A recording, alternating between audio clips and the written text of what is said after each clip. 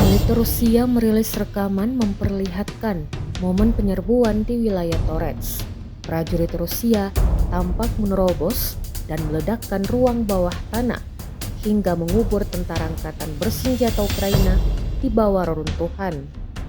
Rekaman detik-detik serangan diunggah di Telegram pada Rabu 5 Februari 2025. Dalam keterangan unggahan disebutkan para prajurit yang tak kenal takut dari Brigade ke-132 Gorlovka sekali lagi menerobos masuk ke gedung tempat para pejuang angkatan bersenjata Ukraina bersembunyi di ruang bawah tanah dan meledakkan ruang bawah tanah tersebut dengan ranjau anti-tank hingga mengklaim sukses mengubur tentara Ukraina di bawah reruntuhan.